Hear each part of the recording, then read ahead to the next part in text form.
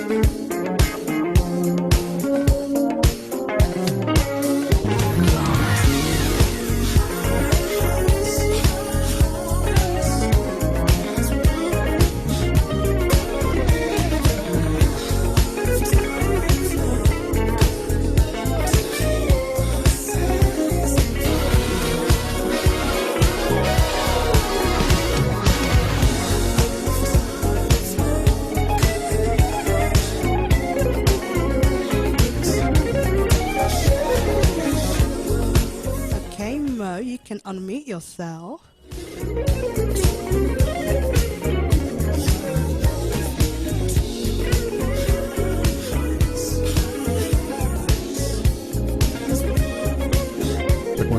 This is truly exciting. How you doing? I'm great, DJ Sapphire. How are you? Oh, I am very well, thank you. Thank you so much for being with us at the Smooth Jazz Lounge. I want everyone to give you a round of applause. Well, thank you very much. I can hear it in my heart. Beautiful.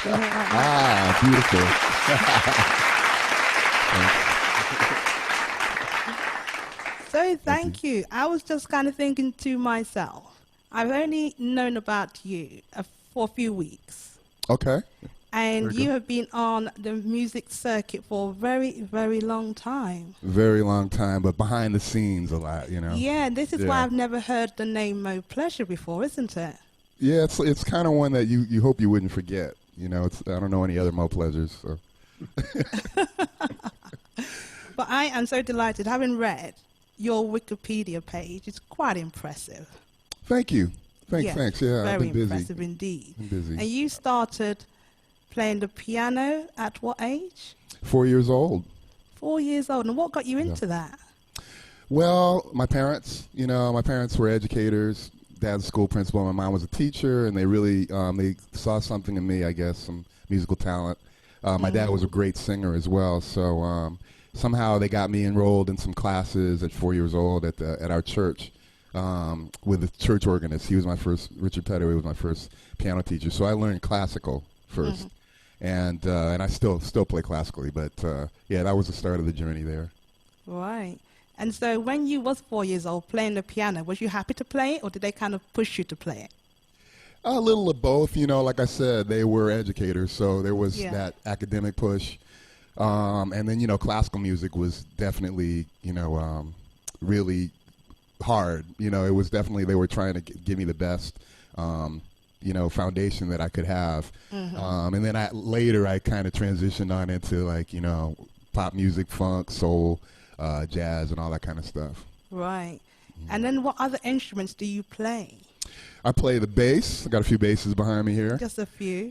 I play bass, and I play upright bass as well. I play trumpet, and I also play keyboards, trumpet. I play guitar as well. Okay. Yep. Did you say the drums in there? No, I don't really play the drums. I'm pretty good at programming them because I did take drum lessons, And, you know, I did play for a little while, but at this point, like, the drummers that are out there are just way too good. I just never, you know, I wouldn't want to even try and compete with them. I just try to hire them, you know. Oh, bless you. So I think the big question everybody's waiting to know is, how did it start with Earth, Wind and Fire? Earth, Wind, and Fire, that was 1993. I was in Los Angeles, and, you know, up and coming, I was kind of beating the pavement, trying, you know, getting gigs and stuff, and doing a lot of jazz gigs. Like, you're playing a lot of the, you know, Gerald Albright and all those kind of things. I was doing a lot of those kind of gigs, George Duke and Najee and all that stuff. And then one day, somebody told me that Philip Bailey from Earth, Wind, and Fire wanted to do some writing, and he wanted to put the band back together. So Philip came over to my house, and we hit it off and this and that. And then it just happened. The timing was perfect, where they put Earth, Wind, and Fire back together again back in '93. First gig was the Arsenio Hall show. So you know, we did a couple of shows in '93, and then in '94 he asked me to be the musical director for the band. So he was actually the musical director. That's correct. And played with them. So what exactly does the musical director do? Well, a lot. You know, I mean, it's a huge band, and, you know, my job was to kind of put the shows together. Before we went out, you know, we would, like, actually, you know, have an idea, concept for the show, and me and Philip and sometimes some of the other guys in the band would put the whole thing together in terms of, like, what songs we're going to do, what's our, you know, theme for the show, and how does it fit in, all that kind of stuff. But there are a lot of other jobs for musical director. As far as putting the music together, of course, for a band that huge was pretty amazing.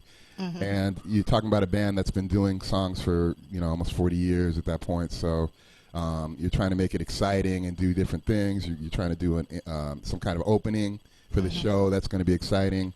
You're trying to do some things with the chords, even on the songs, and change kind of the vibe of them. And everybody in the band was really creative, and it was really easy to do. So it was a big job, you know. And then also when you're doing like television and that kind of thing, you're kind of relied on to make sure that everything is exactly the way they need it. You know, if a song is a little bit too long, you got to figure out how we're going to cut this down for television, or particular show has to come in at a certain time if you're opening, or this kind of thing. So there's a lot of things involved with it.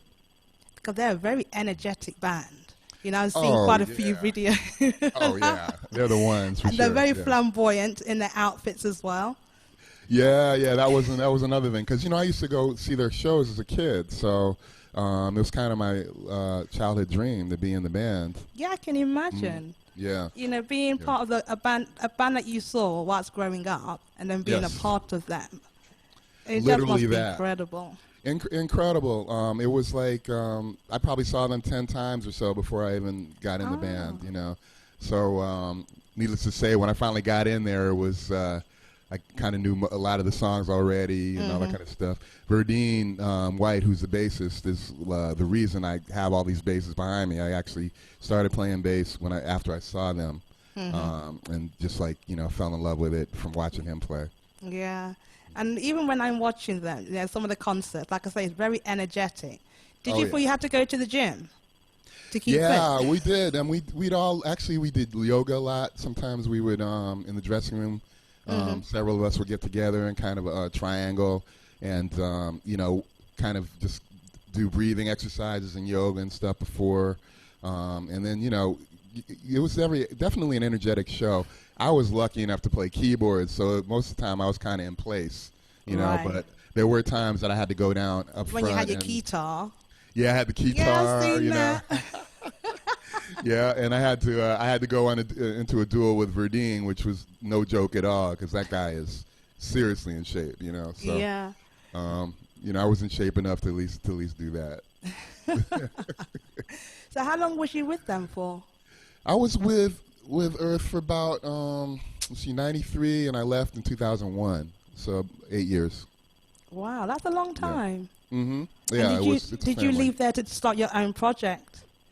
I left there actually to play with Janet Jackson initially, and then, you know, actually it was right when I was with Janet when I started my own projects and my own company. But yeah, initially I got in the call for that gig, and it was a hard decision to make, but I was just like, okay, well, you know, they probably had enough of me, Earth, Wind and Fire. So we move on to Janet Yeah, I Jackson. guess you have to move on at some point, don't you? But Yeah. moving on from Earth, Wind and Fire to Janet Jackson, that's pretty impressive still. It was pretty cool. It was pretty cool. Of course, I still miss Earth, Wind and Fire. They are, the love of my life, and we're still all friends. Yeah. So at which point in your musical life did you feel to yourself, I've made it? Still waiting for it. It hasn't. DJ Sapphire. I think there've been a few occasions. I don't know. I mean, I don't know if does that ever come? I don't really know. Yeah. There's I always. would have thought that moment you got to be with Earth, Wind and Fire, you're like, yeah, I've made it.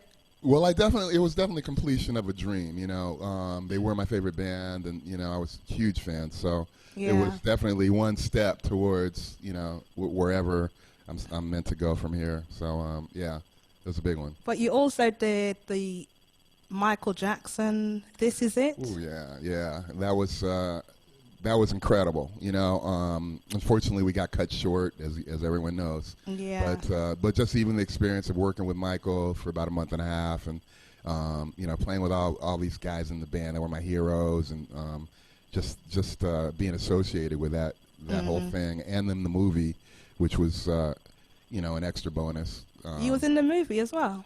Yes, I'm in the movie. Yeah, it was all. We got a proper star right here. Well, you got to look really hard to see me, but I'm in there. I mean, I will look for you. We were, it was video of our rehearsals that were meant for Michael to. They were dailies, so every day he would, maybe we do a song in 3 different keys, so we could try out different keys, see what he wanted to do as far as blocking and all that kind of stuff. So. This Is It. It was actually a utility video for Michael, and after he passed, then it became a movie. Right, I see. Yep. So what is he like? Did you actually get to speak to him face to face? Oh yeah, absolutely. He was just really pleasant and cool. He liked to laugh. He was very hard worker. I mean, as hard as we worked doing just musical rehearsals, he had already done a dance rehearsal, blocking and all this kind of stuff, CGI stuff, and he had his hand in every part of that whole production. So, right. He was a busy man, and he's about my age, like a couple years older. So I know that was no joke to be doing all that and dancing and singing and all that. So is Janet very similar to him? Janet's a bit different, I would say. I think they have a similar work ethic. I would say that. Janet was very pleasant, very nice, treated us well, hard worker, that was a great experience. And not just with Janet, but the whole crew and the band and everything. I have made some lifetime friends there. Yeah. So you still friends with Janet? I haven't heard from Janet in a long time. The last time I saw Janet, we were on a set for Why Did I Get Married? I think was his name. Yeah. So it's been a long while.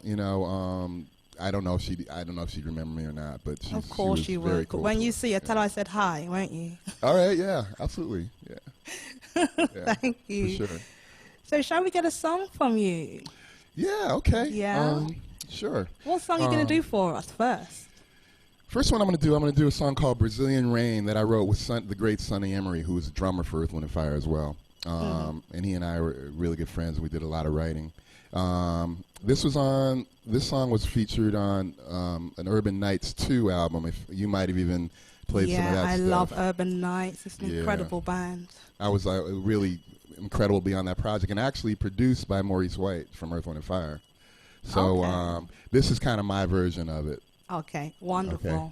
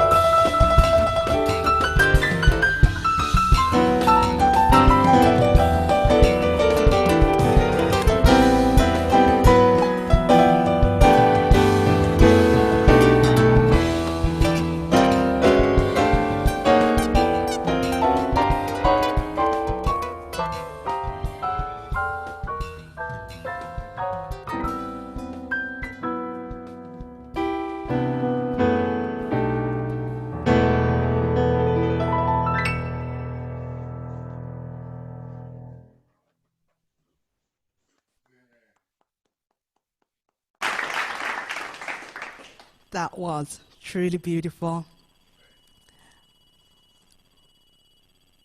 And I want to say, oh, can you get your microphone, please? Yes, I got to get used to this. Okay, I how's know. that? Oh, that was amazing. uh, I sit here and I'm just impressed at the thanks, way DJ you, Scott. whatever you do, it's just like you have a whole band there with you. Yeah, yeah, you know, and in this age of COVID and all that, that's the best I can do right now. Sounded pretty good. Yeah, Laverne thank you says so she much. loved that. But Thank she's you. also a big fan of, there's another track by Urban Knights, Sweet Home Chicago, that she loves. Oh yeah, great. Yeah, I it's think a that's a great project. fantastic track as well. But I will play that for you later, Laverne, I promise. Awesome. I want to say hi to my dad, who is there in Jamaica, who's tuned in. And he's loving it. So thank you, Daddy. And also my London dad, Roger Bolton, Julie. I want to say a big hi to them. So I actually asked Roger, you know, what question he would ask you. Okay. Because he's a musician, he's a guitarist. He's Cool. been in the business a very long time. He's got his own band called the Bad Girls Groove. And it's a fantastic band that do a lot of blues, funk, and soul. Sweet. So he was asking, with you, your parents are from Louisiana. Correct. So yes. do you get that kind of flavor of that Louisiana feel in the music that you play?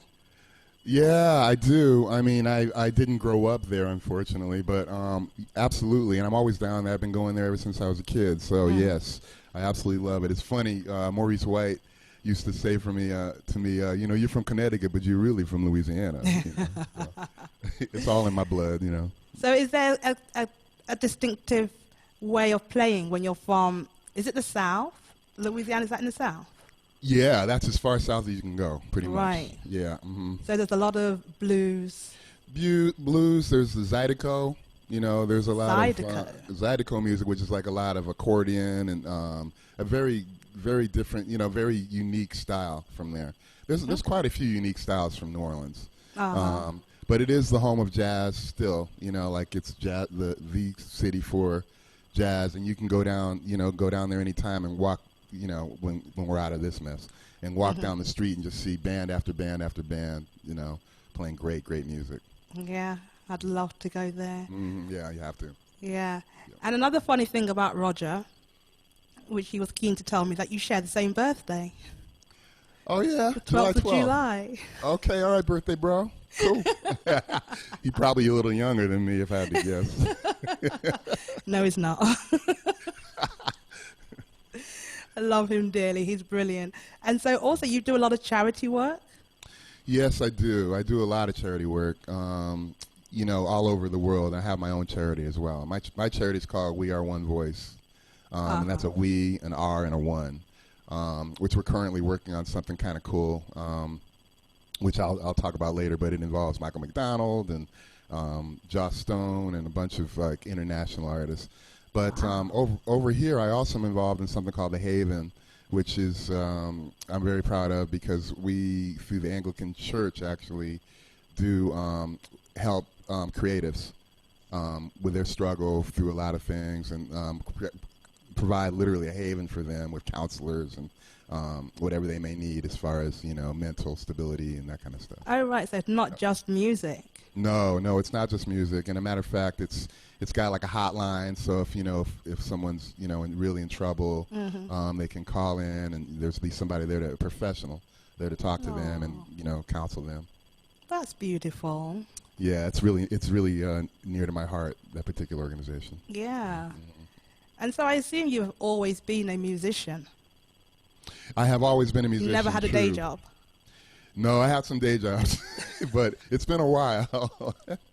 You know, I did, I think actually, my last day job was a music store in Connecticut, and they treated me well and everything, but there was one particular day that I needed the day off to go play somewhere, and at the last minute they told me I couldn't get the day off, and so I left. I walked out, and that was the last, as we say, straight job I've ever had.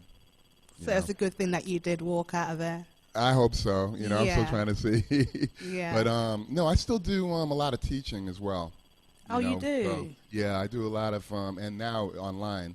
So Okay. if there's anybody out there that's interested in piano lessons or bass lessons. I do them online as well, and I Mm-hmm. also do a lot of teaching as far as songwriting. It's through various organizations and stuff here in London. Right. And do you feel that you've got a lot more bookings online since COVID? Yeah, matter of fact, it's been a real thing. My girlfriend Kedma is a singer, and the two of us get calls to do duo gigs right from our place. Yeah. So that's kind of been interesting. And it's been great for me because she's a great singer, and we get just that interaction between musicians that I would really miss if I was stuck by myself in a lockdown. Yeah. So we're always doing something musically, and we're also working on her album, and she's been singing on my album. So it's a cool partnership. That's great. It's one question I was going to ask you. Do you think it's important to be with a partner who is into music as much as you are? It depends. It's a great thing when it's the right person. Yeah. It's a wonderful thing to be able to create together. But at the same time, there's a lot of people that just can't. We're a little bit nuts, as musicians. So it takes a lot to be in a partnership with us in any kind of romantic way or something. So Yeah. it's a hard thing, and the great thing about Kat is that she really understands what it's like to be a musician and the trials and tribulations we go through. Yeah. So how long have you been in the UK? On and off for 5 years, pretty much on for 5 years. I've been back and forth. I don't have any kind of residency here yet, Right. but I've been coming here regularly for about 5 years. And that's for music? Yes, absolutely. I've been doing everything from gigs to master classes, on and on, lessons. Mm-hmm. Yeah, I came here. I was coming over here to play Ronnie Scott's All right. with the great John McLaughlin, and a friend of mine who did a lot of stuff here as far as and still does. Her name's Ilana. Asked me if I would be interested in doing some sessions and teaching and stuff like that. And I said sure. So I set my ticket to go back a week later, and I ended up changing it to go 2 months later. Oh. And then I came back and kept coming back, and now I have a place here. Yeah, but you have to travel back to the States to do your job, because you work with Bette Midler right now, don't you? I do. I still am Bette's music director, but she's been so busy doing TV and film. I think she's got on a Netflix series right now, so she's been a little bit quiet on the music front for a while. Mm-hmm. Yeah, so I've done a few privates with her, private gigs, flown back there from here and done them, but I'm kind of like, come on, Bet, let's go out again. We have to do it when it's safe. I saw one of her events where she will shout out your name. Oh yeah. Yeah, musical director Maurice Pleasure. And I was like, oh, isn't that nice? Yeah, She she's seems wonderful. like a genuinely nice person. Oh, she is. We're still friends. We keep in touch, even though we're not working. We Tell keep her in I said touch. hi. Yeah. I will. I love that. She's awesome. Yes, we will. So are we going to get your girlfriend to come and sing a song with us now, or do you want to do that later? Here's what I'll do. Let me do one more now, Uh-huh. and then you think I'll have a chance to do a third one? Of course, yeah. Right. We'll do it squeeze in. last. Yeah. We'll do it last. Okay. Yeah. Because I'm Wonderful. catching her a little bit off guard right now, but she'll be ready. Okay. For the yeah. Oh, okay. Well, all right. She's ready to do it. Here we go. This is Kedma. Kedma, hi. Hi. Hi, thank you so much for being with us this evening.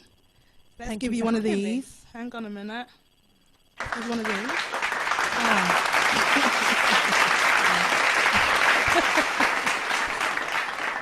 So how long have you been performing? I've always sang. Yeah, since I can remember, really. Yeah. Yeah. And what kind of music do you like to sing? Mainly soulful pop stuff, really. A bit of Uh-huh. everything, but yeah, mainly that's my bag. So do you have your own band as well? Yeah. So we did a nice big gig, didn't we? At Pizza Express, didn't we? Before we went into right before we went into lockdown. Oh, which Pizza Express was it? It was Holborn. Oh, yeah, nice. Yeah.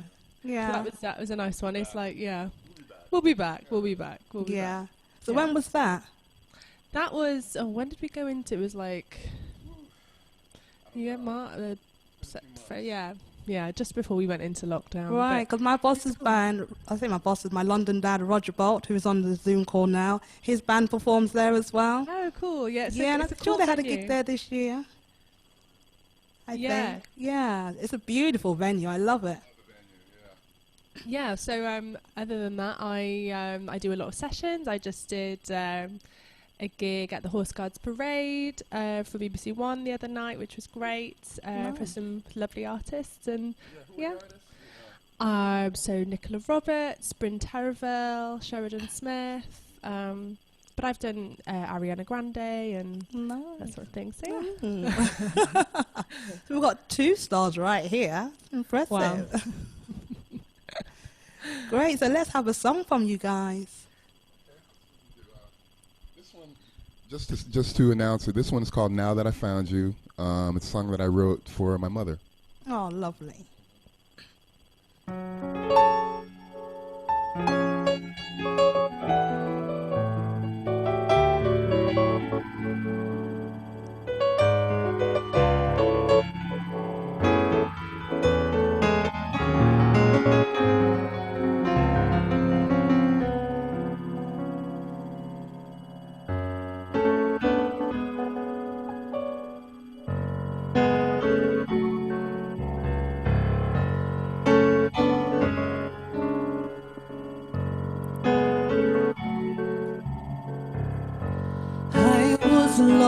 Lost on my own with no one to help me, had to face the world alone. So I searched far and wide for someone to understand what I was feeling deep inside. Never thought that I would find a love except in fairy tales and dreams. Now I do believe, know that dreams do come true, and my heart believes in miracles, 'cause the sun keeps shining through. Changed my life, my world, now that I found you.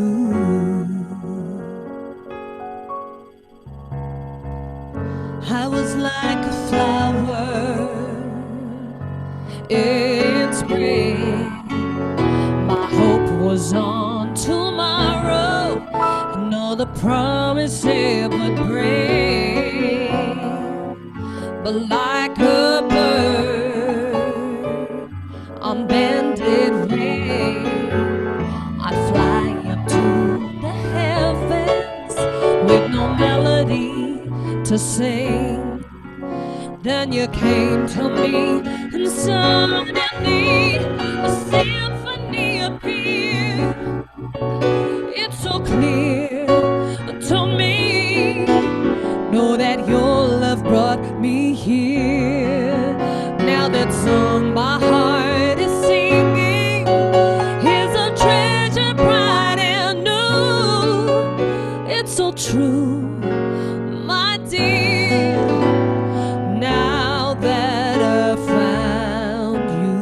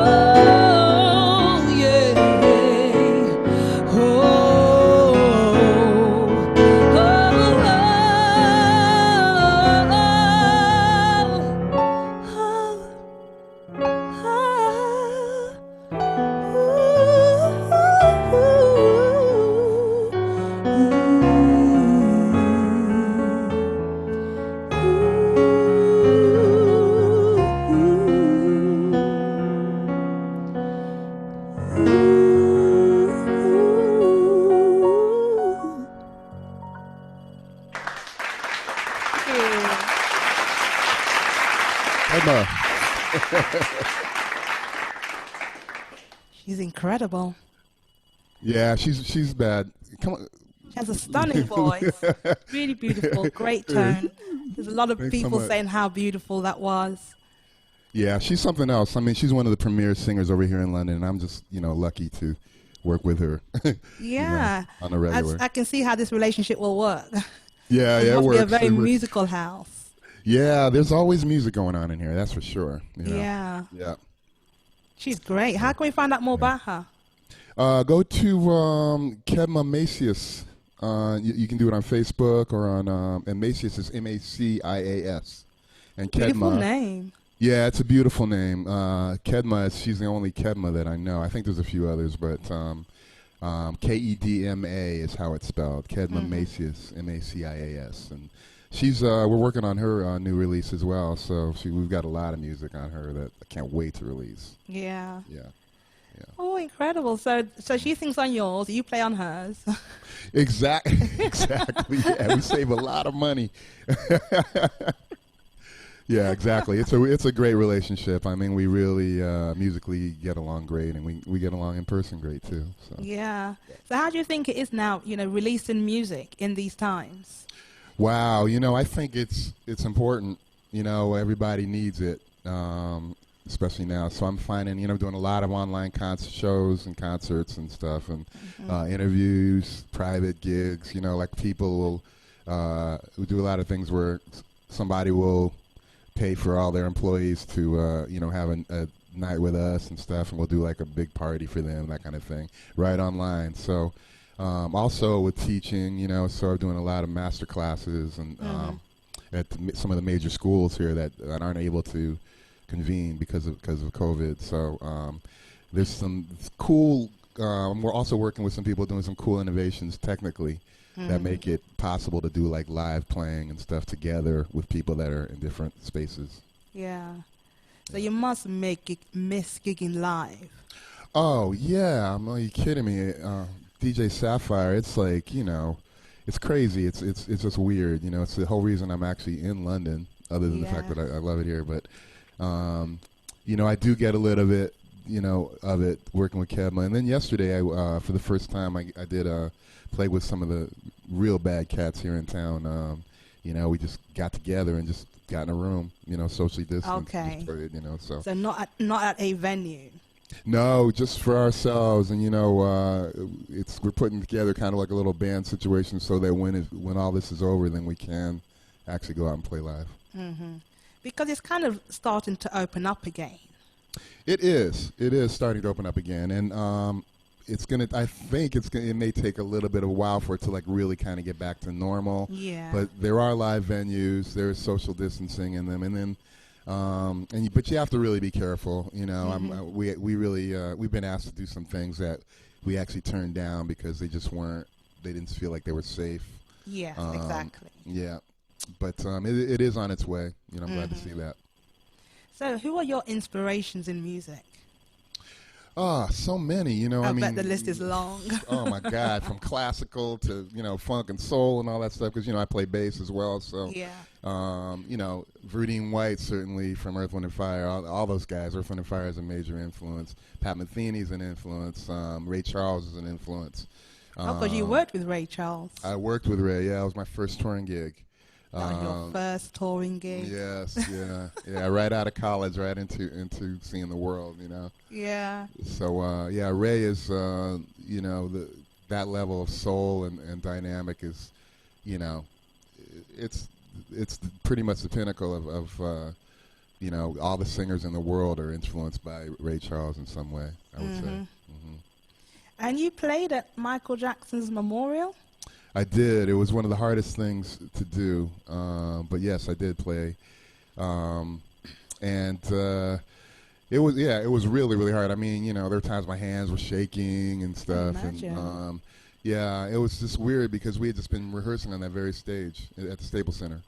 Oh, gosh. Yeah. So it was like, he died, which was a huge shock. We rehearsed till past midnight, I think, that particular night, and went back home expecting to come into rehearsal the next day. The show was pretty much done. We had been working really hard. Everybody was happy with the show. And when you're doing a major production like that, when you get to that point, everybody, we don't relax. I mean, we know when to be on point, when it's time to hit. But in general, you can, there's no more tweaking of your equipment. There's no more, just kind of the things that you're doing on a daily basis and have been for like a month and a half, 2 months. You can kind of enjoy each other's company and talk about, we were talking about how we were going to come over here to London. And, we all had apartments ready for us and all that, and what we were going to put in our apartments, and, musical endorsements from the equipment companies and all kind of stuff. So it was like we were on the road to the easy stuff, so to speak. And then, the unthinkable happened. That is a credible story. It really is. Yeah. But you have really lived a great life in music, working with so many great artists. And now can we go down like the smooth jazz route now? Oh, yeah. Well, that's, that was a great time period there. I mean, Najee, for sure. We had even a gold record with Najee, Tokyo Blue, which is, I wrote about 5 or 6 of those songs on that album, co-wrote with Najee. I heard you playing Gerald Albright. We toured with Gerald quite a bit. Alex Bunyan and Marion Meadows. Yeah, Marion Meadows, and I actually from the same town. So we were playing in clubs from New Haven, Connecticut. And we were playing in clubs way before his album came out. And then, he asked me to play on the album. We did some touring and all that. I played with Dave Kaz. I played with, just about anybody you can mention during that that period of smooth jazz when it like kind of really was hot in the 90s. I was playing with all those people. Pieces of a Dream. Somewhere you'll find me in Jonathan Butler. I toured with Jonathan for quite a while, which was incredible. And it was sometimes it was bass and sometimes it was keyboards. The great George Duke, of course, was a huge influence on me and kind of like a musical dad. He actually was the one that recommended me for Earth, Wind & Fire. So yeah, I miss him and I do owe him that. If you, like I said, Rochelle Farrell, all those great singers, Natalie Cole, I toured with Natalie, Patty Austin, I played with her. Forgive me for whoever I'm missing, but it's a long list. One time we wrote it out. I wrote it out. Somebody said, and it was like, it looked like it was just a black page by the time I finished, because it was I was trying to remember Alex Bunyan, as I may have mentioned before, toured with him quite a bit. Did you say Al Green? Never worked with Al Green, no. Alex Bunyan was a jazz pianist. Oh, okay. Check him out if you don't know him. Yeah, Brian Culbertson. I'm on some of Brian's albums, and on and on. That is an incredible. Your CV must be, one of the top CVs in music. It's funny. At the time, there was a time that people would say that, and hopefully it's still up there somewhere. But now it's a lot different. A lot of people are playing different instruments. Like when I was coming up, it was like you played one instrument, maybe two, this kind of thing. Now I see people, even kids, and I'm teaching at these colleges, are playing 3-4 different instruments really, really well. Yeah. Singing, all this stuff, writing. They understand the internet and how to sell their stuff. They know how to do websites, and it's a whole other world now. Wow, I am blown away. I really am. We are going to remain friends after this, right? Oh, absolutely, absolutely. I actually have a kind of a favor to ask you, which I will after when you're ready, you ask away. Okay, yeah, tomorrow, okay? Yeah. Yeah, because playing with all those artists, I keep seeing Laverne pop up. Oh, this is incredible. Lorna saying this is incredible. Love Brian. We love all those artists. But then, like you say, with the new artists that are coming up right now, is there anybody that you can tell us about that we should look out for? Well, Kedma for sure. Yeah. She's already blowing people away with her vocal abilities. There's a lot of artists that I'm working with that I've been really, really impressed with. I won't name any yet, but as you they can come let me out, know. Yeah. I don't want to jinx it, but there's a lot of talent here in London, as you know. There's a lot of talent here in London, and I've been really privileged to work with a lot of the young talent here. So have you played at the Pizza Express with the smooth jazz artists? I was there with Kelly Minucci Oh yeah. a few months ago. From who's an incredible guitarist. You know, wow, what a show. I was there with Saturday Garrett, who's kind of crosses all platforms. Yeah, that was a great show. But yeah, you might find me anywhere. I've been called for a lot of things. I still play with Maceo Parker as well. From time to time. Really? The great Maceo, yeah. So, when things open up again, I'm hoping that these people remember me and call me again when they come to London, They will. Definitely. Shall we have another song from you? Yeah, okay. Yeah. Let me do, this one is an Earth, Wind & Fire classic. I won't even say any more than that. Okay.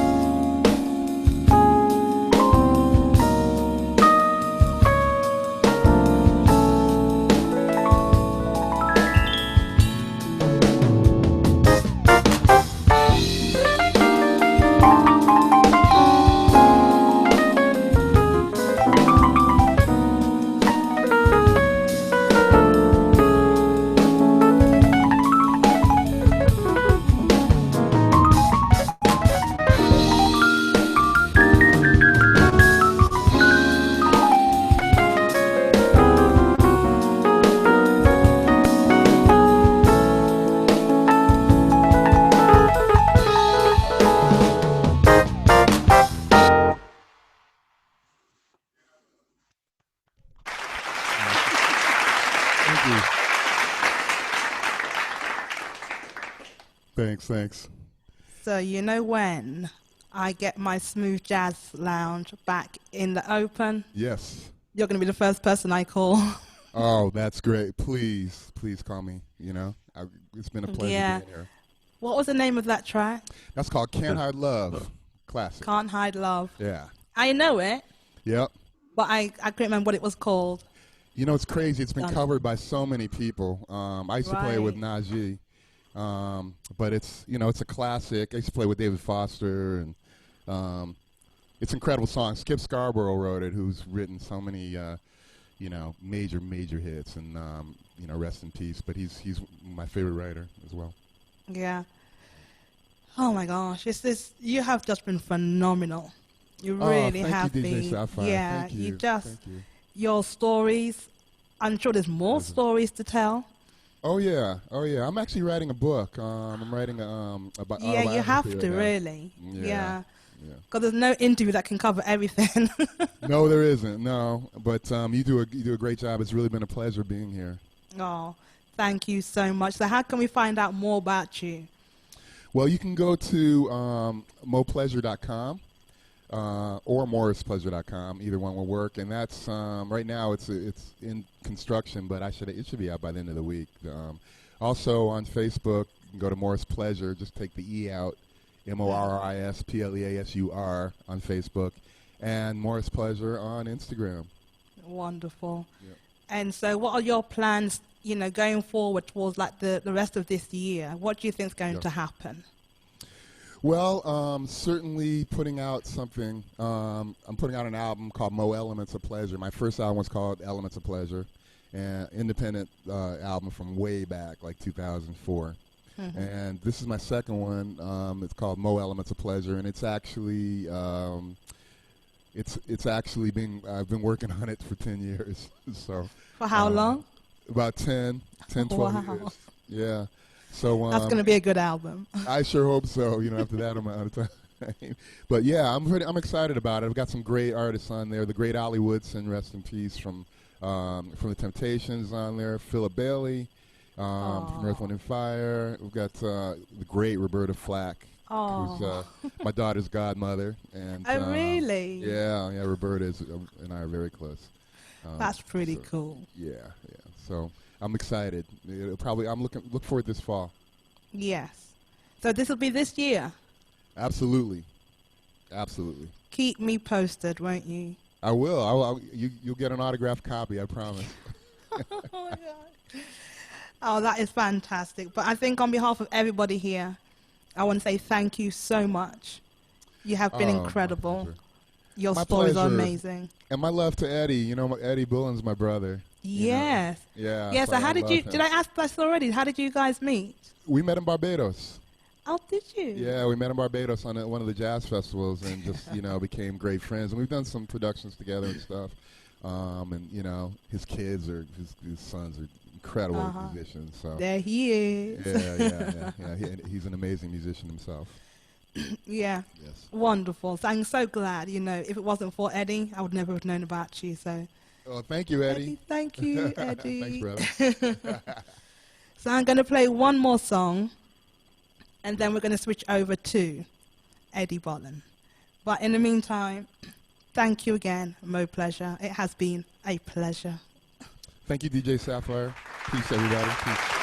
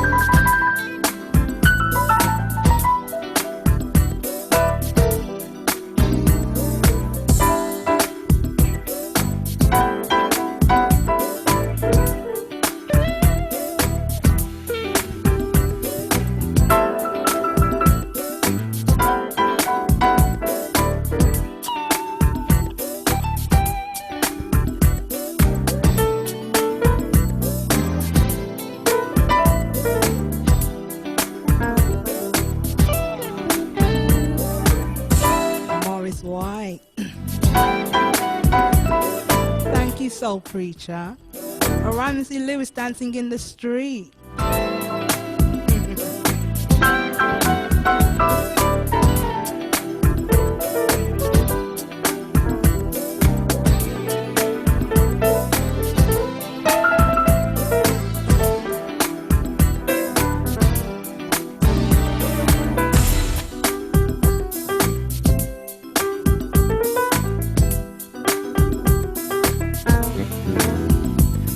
Soul Preacher is a soul connoisseur.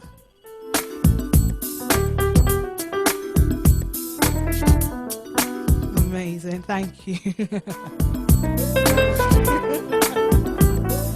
You seen that, Mo Pleasure?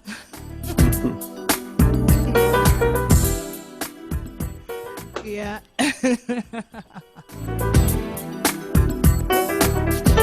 Classics.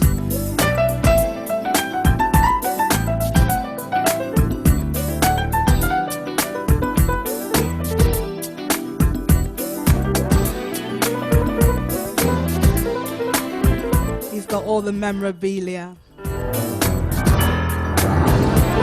Go for it, Mo. Oh yeah, I've got about 3 or 4 of those with all the grooves torn out of them.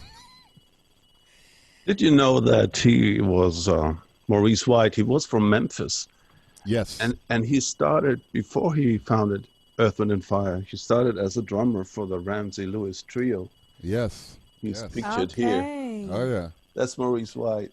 Yes, it is. In The July Soul Preacher '67. knows his stuff. He really does. Yes. Oh, yeah. No, I found it coincidentally because I thought I should be prepared if we have such a great musician here.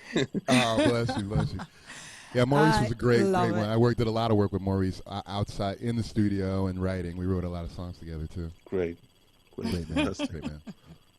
And I was honored to be at his memorial as well. Oh, Yeah. okay.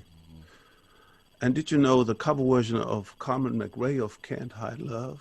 If not, you should. Yeah, wow, I love That's it. a fantastic version. That's a yeah. great one. Yeah. There's some good ones out there. There's some really cool ones. Hiram Bullock's is really cool. If you, I don't know this one. Okay. yeah. There's so many. There's some Brazilian ones too, like really, really different. Oh, yeah. And I the funny think- part is, Earth, Wind and Fires was a cover. There was one before that. Oh, okay. Well, this happens a lot.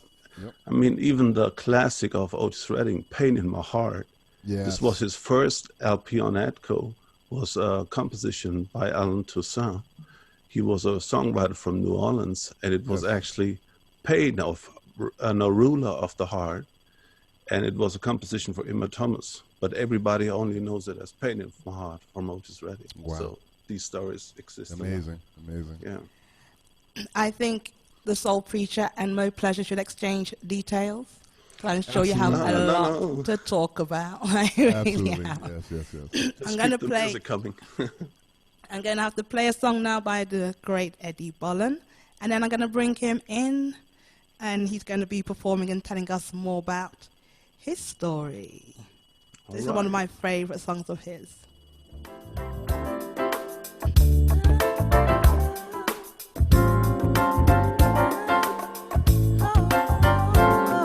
Thank you, Soul Preacher. That was amazing. Oh, you're welcome.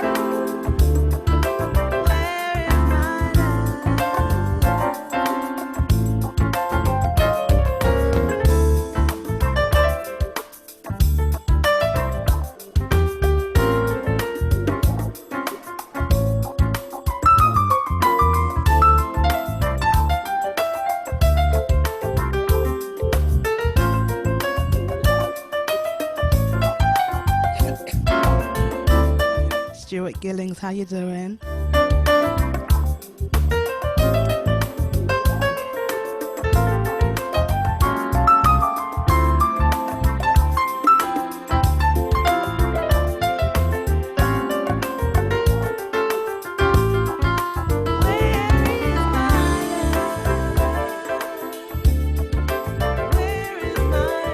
Eddie will be with us real soon.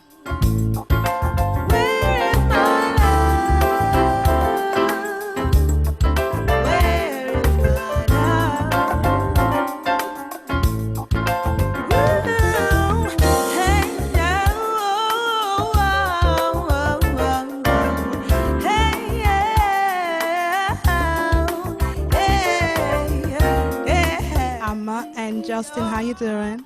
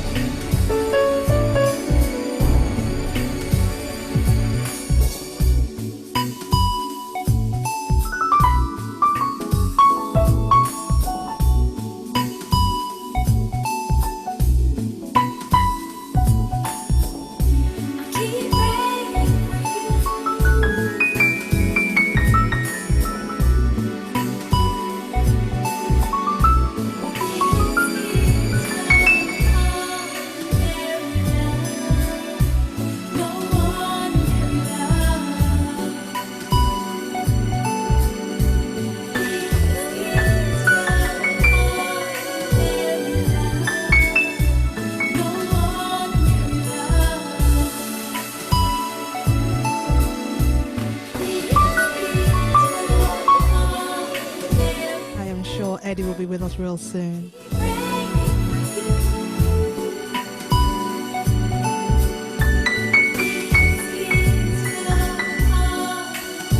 That is a beautiful sound of Ben Tankard.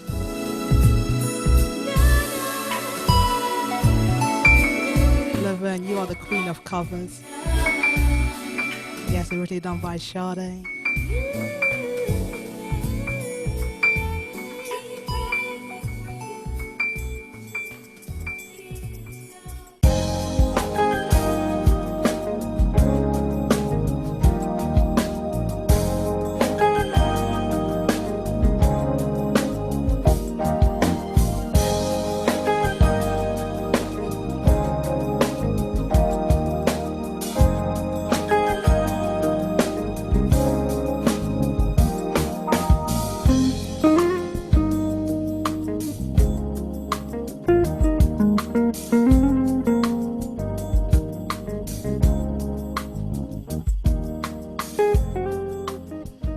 I see Eddie.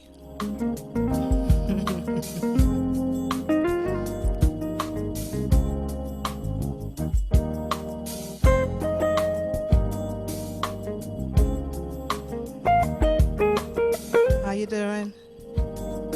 I'm wonderful, wonderful. Okay. I think your crowd is waiting, ready and waiting for you. Had me a little bit worried then, but I'm still going to give you one of these. Oh, thank you. Thank you. So how you doing? Wonderful, wonderful.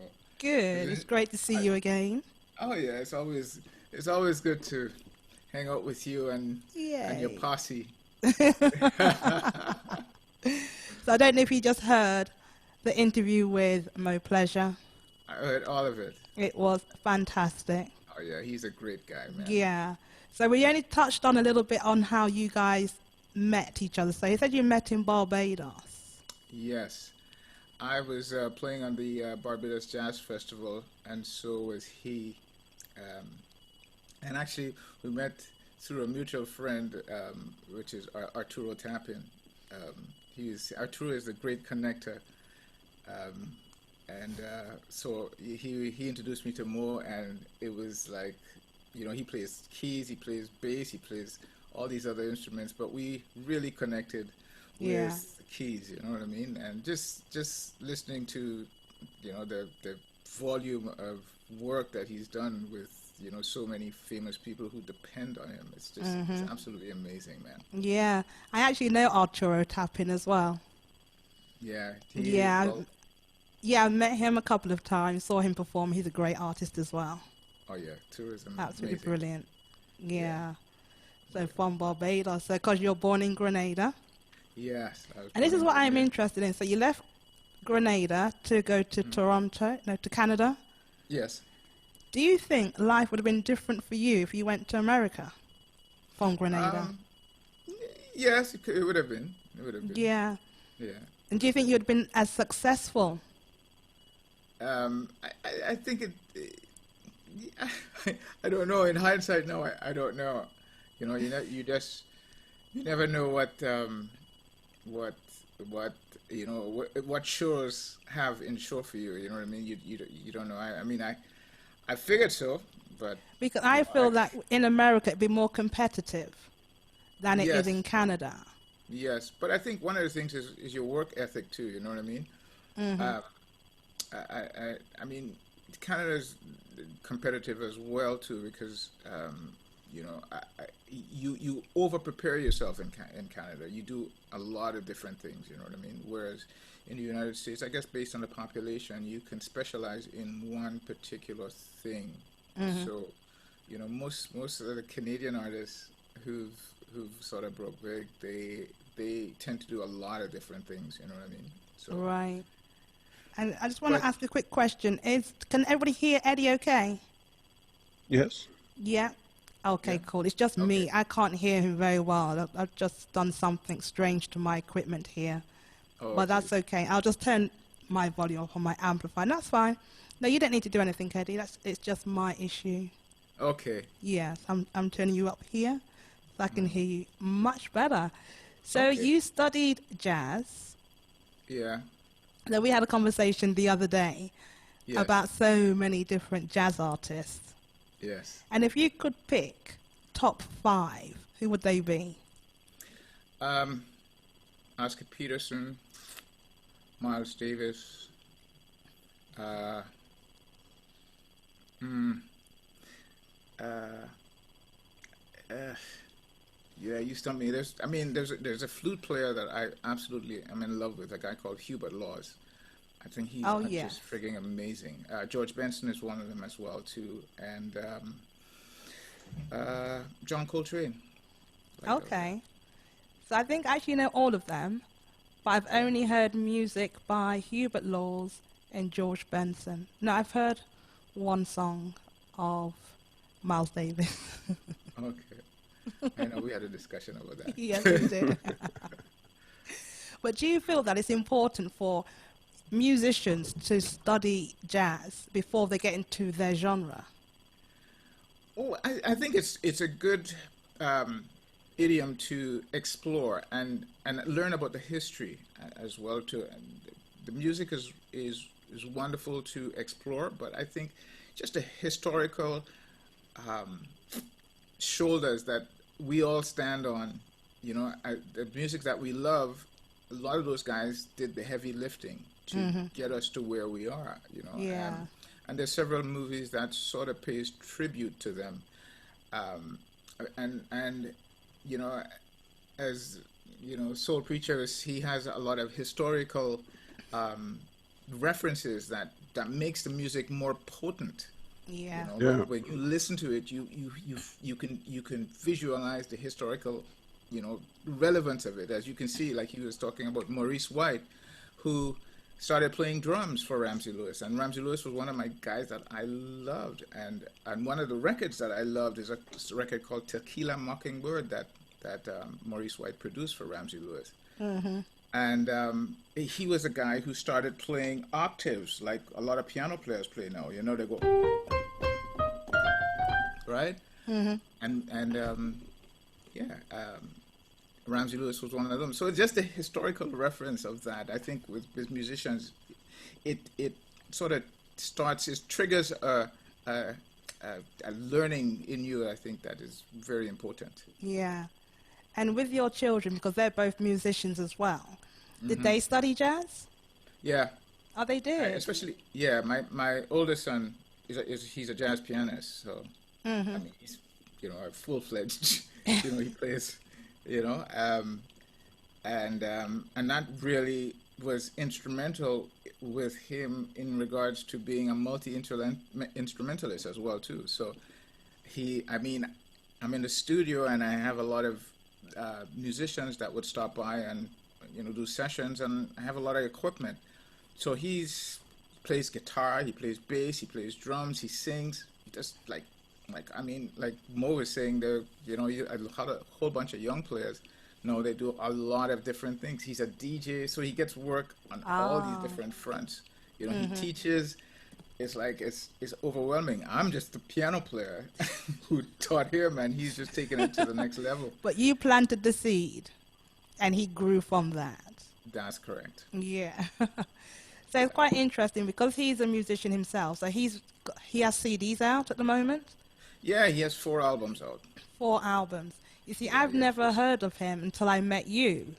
Right. So it's like, because you have a record label as well. Yeah, I do. How difficult is it for artists like that in Canada to get their music out to us over here in the UK? I think, no, it's a bit easier, but the thing is, what you have to look at is the market is so saturated with music now, because it's much easier to make music. You buy a computer and you have some loops and you can have a CD. How good it is again is a question. However, right? However, it'll take somebody like myself who got, like, for example, I've got an opportunity to meet you, so there's a little bit of a portal now, so I'm throwing a whole bunch of people at you and saying, listen, Yeah. listen to this person and listen to that person. So um, I think it's the world is open up, and I think just people like myself, young artists, I just put them on my shoulders and give them a bit of a springboard. Yeah. You know. Well, it is quite difficult nowadays because back in the day, people used to buy CDs, Yeah, but now definitely. it's all about streaming, Exactly. and they get next to nothing for when a Exactly. song is streamed. It's like minus pence, isn't it? Yeah, yeah, yeah. Streaming is pretty dismal. You know what I mean? Yeah. Well, So they cannot really make a living out of this, out of being a I mean, musician. you could if you have a major hit. You know what I mean? If you get if you get major streams, that's really Yeah. what it is. The whole world has changed into a streaming market, Mm-hmm. and how do you get a lot of streams? And if you're not a major artist, Yeah. one of the only ways of really doing that is getting on a playlist, and a playlist that's curated by one of the major aggregators like Spotify or Apple Music. Right.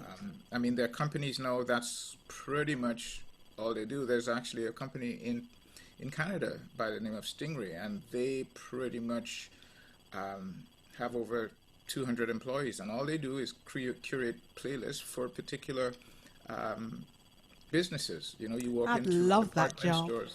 Yeah, that's all they do all day long. It's just a sea of computers, and these guys, that's what they do, and that's what companies want. When you go into, for example, a department store or a store, and you hear that music is tailored to put you in a mood, so you buy more stuff, and that's Yeah. curated by people. So it's a good thing. However, it is a bit of a minefield to navigate as a young artist, to try and figure out where you can position yourself to get the mileage that you're trying to get from a particular intellectual property, a track or something like that.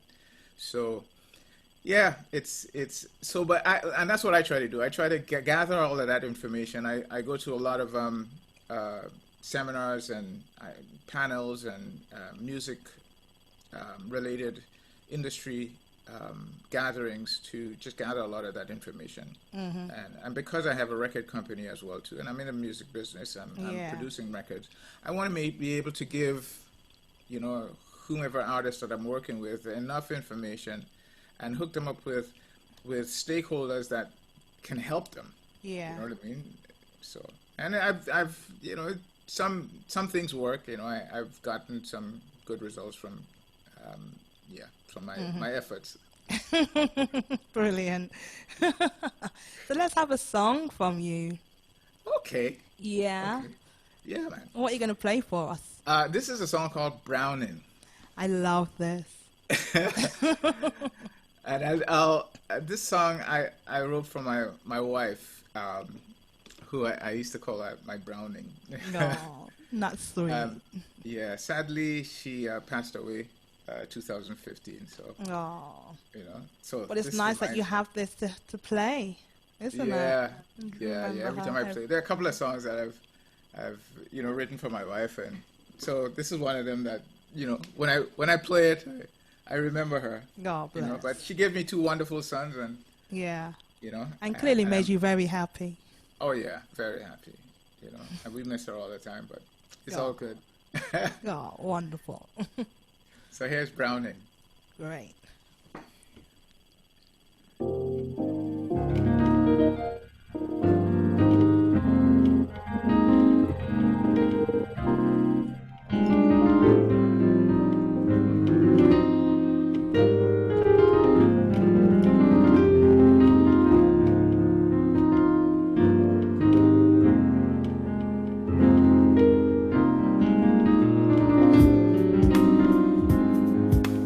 Browning.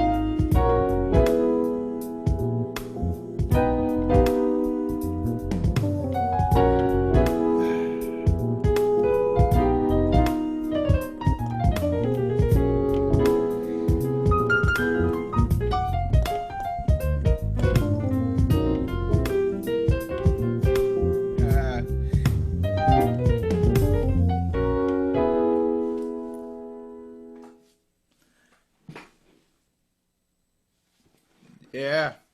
I keep doing that. Thank you. That was truly beautiful. Thank you. Yeah. It just, honestly, my heart is going actually. It's just quite emotional to watch Yeah. that was. Yeah. Sensational. Thank So, you. who actually else plays on that song? There's a bass player, a really wonderful bass player used to play with me a lot. His name is Rich Brown. Awesome bass player. And yeah, so it's myself, Rich, and a drummer by the name of Wilson Lawrenson on that track. Yeah. Yeah, And that was off which album? that's Desert Rain. Desert That Rain. yeah, that was released in 2014. that record. 2014. Yeah, I Wow. think a lot of females like that record for some Yeah. reason. And I think that you play 3 tracks from that album. I do regularly. Yeah, yeah. It is. So what was your first album? When did that come out? My first album was in 1996, and that was called Nocturnal Affair. Okay. Yeah, and a lot of sound engineers like that record for some reason. You know, Because they the like it. production's really good. Yeah, for some reason. I mean, and they don't know each other, and you know, Okay. and there's a thing that I do. I give sound guys my CDs, so in hopes that they will play it, you know, with just before the artist comes on. You know, you go Yeah. into the theater and you hear the music piping in the background, and you always go, "Wow, I like that track. Who's that track?" So I've always had a thing of giving sound guys that, and they seem to like that record, and yeah, just the thing. So your latest album, Uh-huh. is it the album that's in the Billboard charts or is it a single? Yes, yeah, that record's on the charts right now. The album, Yes, yeah, it is a single on that. Kaleidoscope. Yes, Kaleidoscope, and the single is called Sunset Marquee, Uh-huh. and that's on it's on Billboard right now. Congratulations. I think Nat deserves one of these.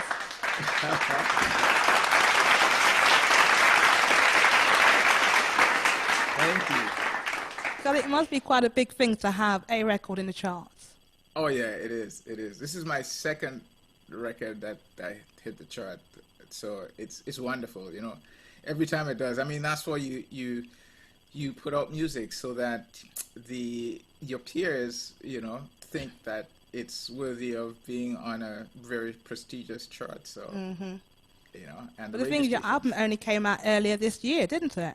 yeah, it So came that's out really good for it to be in the charts now. Yeah, yeah. It came out in February, and you know we started Yeah. working it, and yeah, you know. So I'm very happy. I mean, you know, most of my songs they are reminiscent of tracks that I've heard, you know. So that yeah, Sunset Marquee. Yeah. And so with your Grenadian background, do you feel like a lot of that background is in your music? Yes, it is. It is. Yeah. And the record before this, which was also on Billboard, I think it peaked at number 15 on Billboard. It's sort of a tribute to the country that I come from, which is Spice Island. And Spice Island is the nickname for Grenada, so I named the album Spice Island, and I named most of the tracks or places or events that happen in the Spice Island, which is Grenada. All right. Yeah. So, and I always reach back. I mean, I've grown up with calypso and reggae, so in some of the music you can hear influences of that. I mean, Yeah. you'll probably hear a little more calypso because we were very close to Trinidad, and calypso.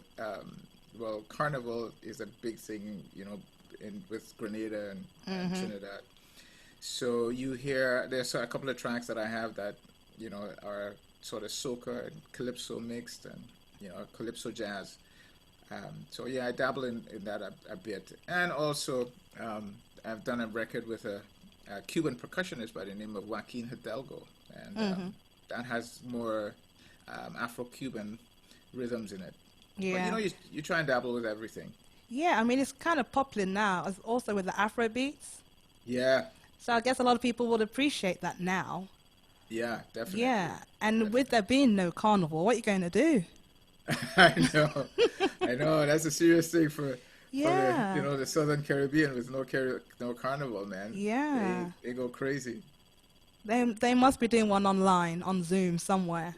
Well, I think I've seen people who've dressed up in carnival costumes and they're sort of partying in their homes. So it's really a cool thing.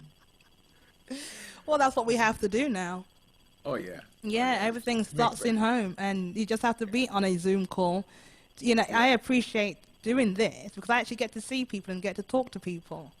Yeah, I mean, I've told you before. This is a wonderful thing that you're doing. It sort of gives the musicians a chance now to sort of play for it's a limited audience, but it's also an audience, and it goes viral. You know, you put it on Facebook Yeah. and it goes viral. So it's a wonderful thing. You know, you sell a couple of CDs, which is wonderful. It's way better than streaming because Yes. yeah, you get point something cents per stream. Just so you got to do a lot of streaming to make some Yeah. money. But you're still doing gigs now, aren't you?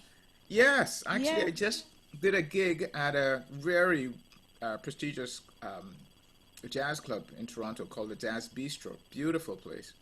And I did a show there last Thursday, I think. Yeah. And what's it like? What's the atmosphere like? Because there must be a lot less people because of social Yes. distancing. Yes, yes. The venue it'll hold about 150 people, but we had with the social distancing we had about 35 people.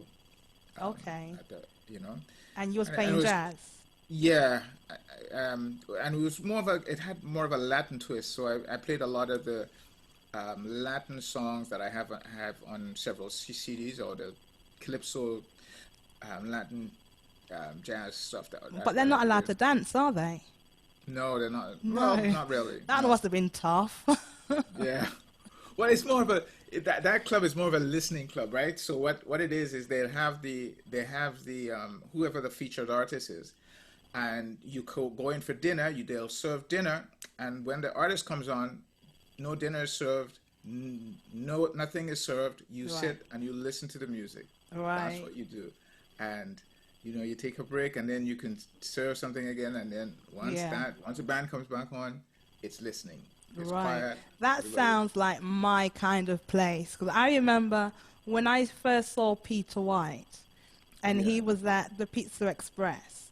And so the Pizza Express is where all the smooth jazz artists perform Right. here in the UK. And I remember I got there, sat down, ordered my pizza, and then the artists come on stage whilst you're eating. I Right. couldn't eat anything because I was just so in awe with the music. So I waited that whole pizza. So now, now when I go, I just drink wine. I don't eat. Well, Food gets in you the know, way of the music. Yeah, especially when you come from so far, you really want to make sure that you get everything that artist is offering. So Yeah, definitely. So I definitely. What's the name of the place that you performed at? it's called a Jazz Bistro. Jazz Bistro. I'm definitely going to go there one day Oh yeah, yeah. when I get invited to Canada. Yeah, it's a beautiful place. They have a beautiful grand piano, and it's when you open it, it's red and black, and it's awesome, man. Oh. Yeah, I love playing there. So who did you play there with? Was that with your boys? I played with my trio, with a Cuban percussion player. His name is Joaquin Hidalgo, and we did a record together actually. It's called Havana Nights, and actually Mo played on that record. Oh, did he? Yeah, Mo played. He did a track on that record for me. So so I played with Joaquin Hidalgo. Uh-huh. He's played with everybody from Chucho Valdez and everybody like that. Right. And also my bass player, who is a guy by the name of Andrew Stewart. He's been playing with me for about 20 years. Mm-hmm. Actually, he was just in London last year. He spent some time in London. So. Wow. Yeah. So you and Mo have played on quite a lot of your music? Well, not a lot because he's as you can tell, he's a really busy person and in demand. People Yes. want his thing. So occasionally, when I have something, I throw it his way, and he'll oblige me you know, sometimes it takes a little while. I have to nudge him. I'm like, yo, Mo, where's that track, man? And he goes, oh, I'm so sorry. I've been touring with George Duke. I'm terrible. I'm like, screw George Duke. Play my damn track. So, Please yeah, call well, me again, Eddie, okay? Please. Don't take it personally. No, baby. I love you. I love you. Oh, likewise, my brother. I mean, last time I was there, Melba Moore was in your place. Remember that? Oh, jeez. I forgot Yeah. about that. Yeah. I was recording with Melba Moore. Yeah. I forgot about that. Yeah, man. So yeah, anytime he's in town, we'd figure out a way, and he'd find his way over to my place. I think you came in and you spent about 15, 20 minutes, and I told Melba, "Yo, Mo's here. You got to take a break." Yeah, you did. I know. I was kind of like, okay, Melba Moore is taking a break from me. Okay. I forgot about that. That was pretty cool. But, So Melba Moore was at your place recording with you? yeah. I did the music for a movie, and she was one of the actresses in it, and she had to sing a couple of several songs actually. I think I recorded about 5 or 6 songs with Melba, and I played with her on a gig as well too. So that was fun. That was real fun. So you have played with a lot of famous people as well. Well, yeah. I mean, I've recorded. I'm here. Right? I'm stuck here. Yeah. And So a lot of famous people will come to your recording studio. Well, Jesus, a lot of Canadians actually. You know, a lot of, there's a lady by the name of Liberty Silver, and Love her. yeah, she's always here. Yeah. Geez, sometimes I can't even remember.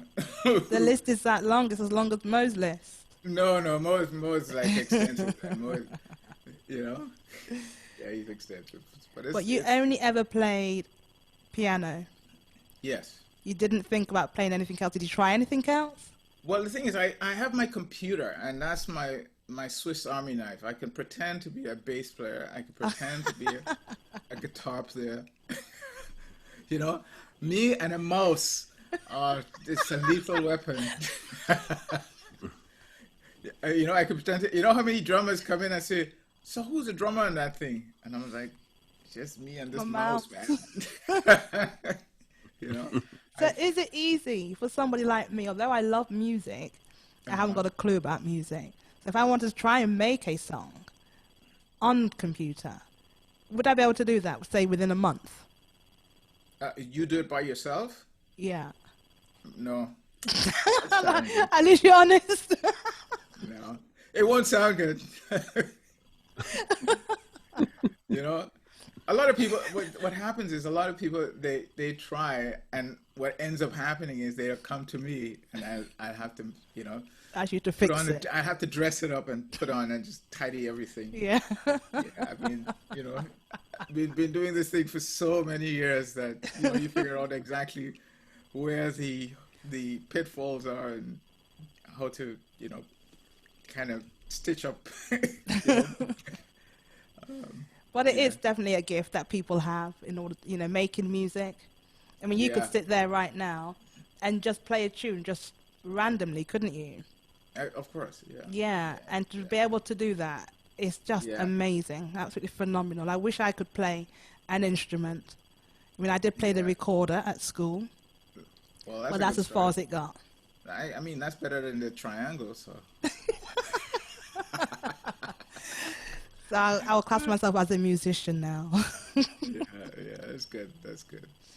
So let's hear more from Eddie Bullen. Are you going to play us another song? Yeah. I have What you got for us? This is a song called Esplendido. Oh, I played that on my show the other day. Really? That's what you saw? Yeah. Esplanado. Esplanado. Yes. Mm-hmm. I love that song. That's off of my new album. Yeah. And that was the first single that I put out. Cool. And it has a bit of a Latin sort of Brazilian vibe to it. I have a singer who works with me a bit. Her name is Michelle White, and she was the vocalist on it. Okay. So yeah, you know. And so did you name it? Did you give it that name, Yeah. Esplanado? Yeah, Esplanado. What does it mean? It just sounded really good. You made it up. I made it up. It's a good name. I love it. I love it. Esplanado. Sometimes you have to get things like that feels good in your mouth, and Yeah. and Esplanado. It just there's a place in Grenada called the Esplanade. Okay. And we used to go there on evenings and hang out. That's where you'll take your girlfriend and sit and hang out. So I use that as the genesis of coming up with the name. It just always gives me a good feeling. It's great. You need to copyright that name. I know, because I figured it's some kind of Spanish word or something like that. Yeah, I thought it was a Spanish word. Yeah, I asked a lot of my Spanish friends, and they said, I don't know what that means. And I'm like, okay, cool. I guess I'll submit it to Webster's Dictionary. Yeah. Nice one. I love it. Yeah. Okay, here we go, Esplanado.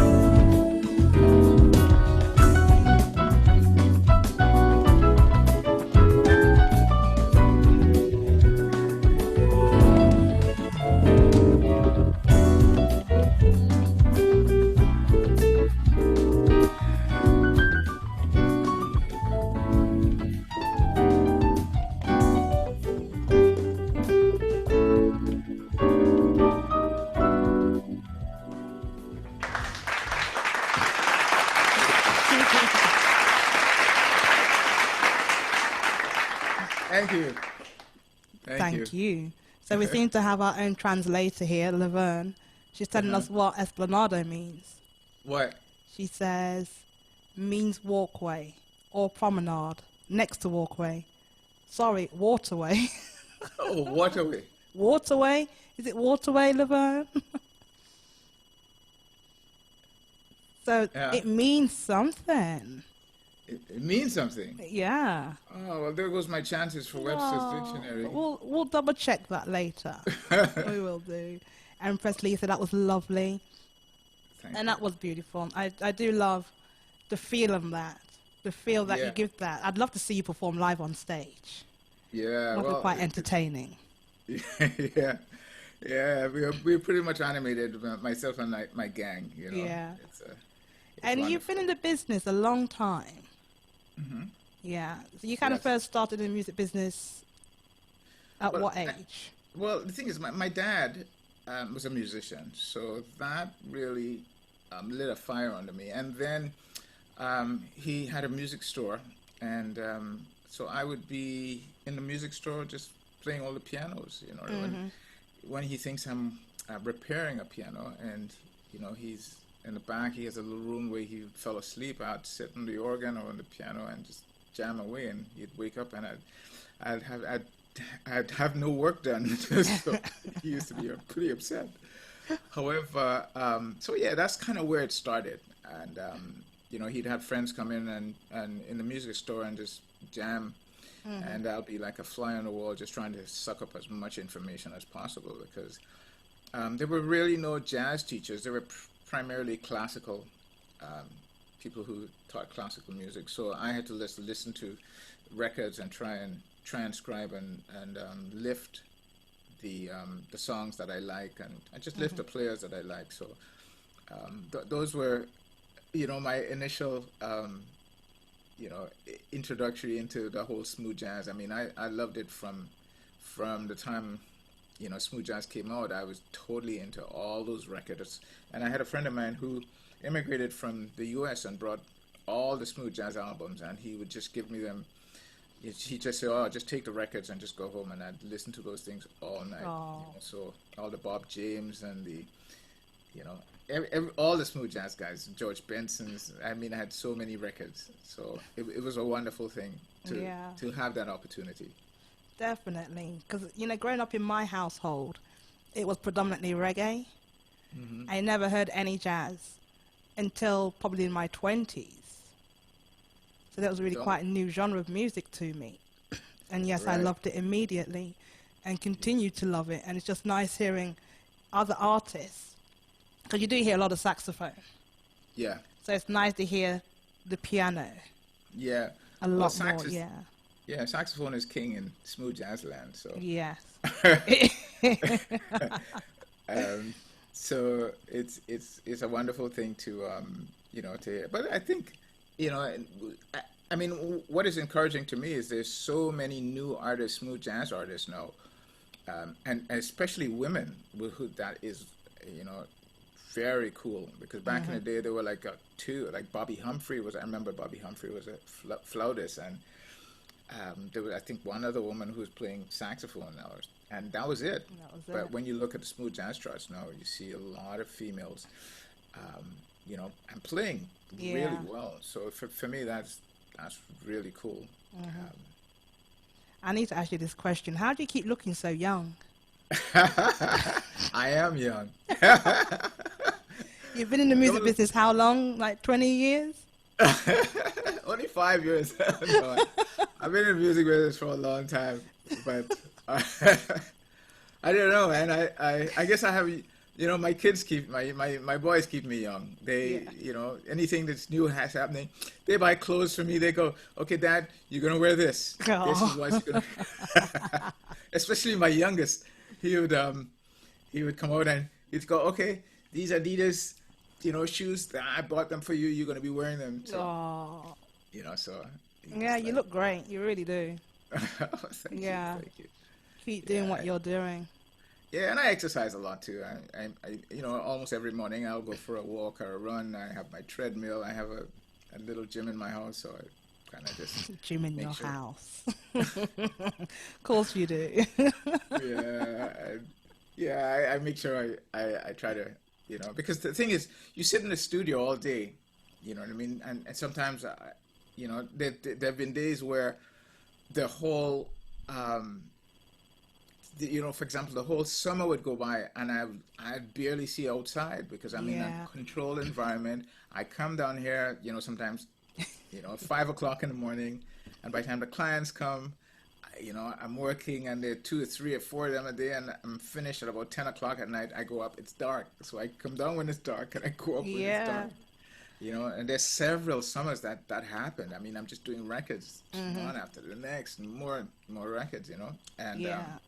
and about, I don't know, about 7 years ago, I decided I'm there are some days I'm going to take off and just go and sit in the sun and just hang out. So I Yeah, do that I need to be occasionally. more like that. Since lockdown, I have barely left my house. Really? And this dress is a bit tight. And it's like, you know what, I need to do some exercise.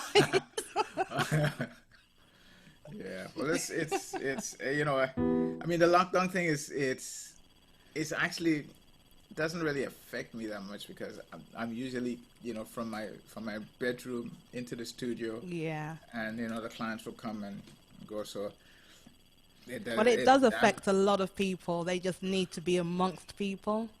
Yeah. And they just find it really hard to do this working from home. But I actually love it. Yeah. Because I get more music stuff done. Yeah. Yeah. Well, I think now that's kind of what's going to be the new norm. People I think can work from home. Yeah. So as musicians, if you're a gigging musician, working from home is not is not cool.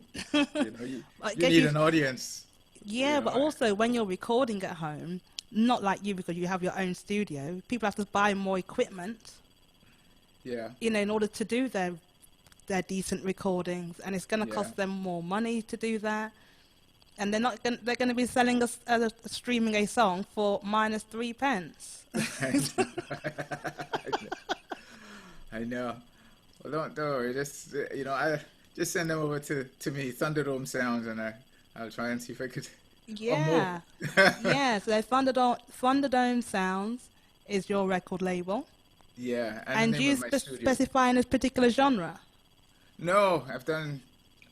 Well, for the record companies, yeah, primarily R&B and contemporary jazz. Mm-hmm. That's kind of what I like. I have the connections to do that.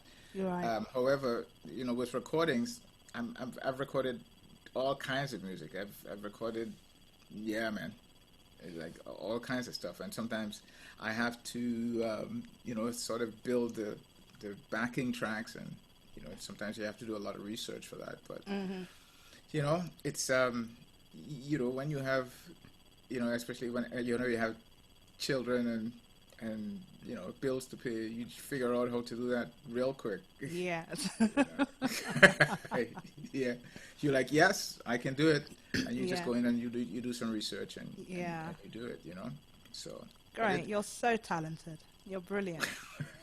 Yeah. So we're almost running out of time. Oh, Can't believe it. Yeah. Yeah. Finished in Yeah. 7 minutes. So we've got to get another song from you, I think. Okay. You got another one for us? Huh? You got another song for us? Certainly. Yes. Actually, this song is called Spice Island. Oh, And this okay. was from my CD that I put out in 2015. And again, it's a sort of homage to my homeland. Mm-hmm. Yeah. Yeah, so Spice Island.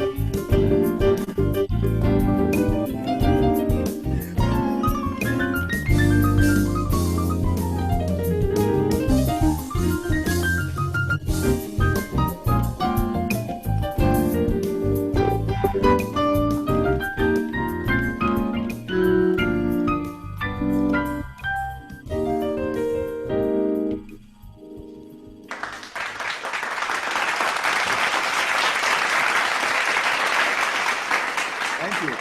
Thank you. The Thank you. amazing Eddie Bullen. Yeah. Incredible pianist. Do you give lessons as well? Yes, I do. You do. Yeah, I do. I'm going to be a great musician by the end of this year, I think. I I'm know. going to we have get you- lessons. I'm going to learn how to make music. Yeah, have your history lessons between myself and Mo. You'll be Yeah. totally up to speed and with Definitely. you know. and also from the Soul Preacher. He's been teaching me a lot There you go. on the Well, you get music it. side of things. Yeah. Yeah, it's the jazz triangle. So, Mo, can you unmute yourself?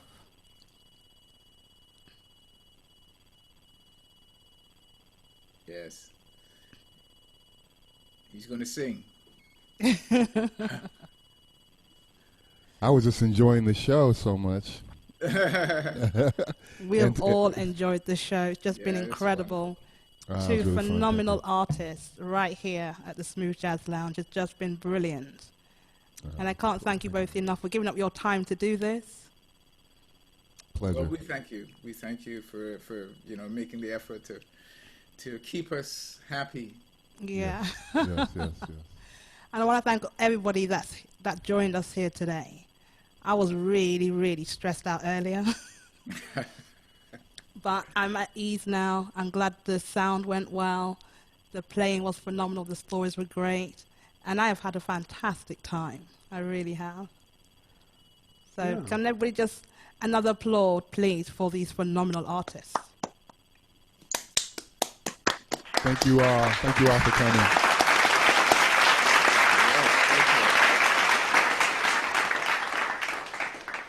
So yes, I think I'm going to have you both back at another time.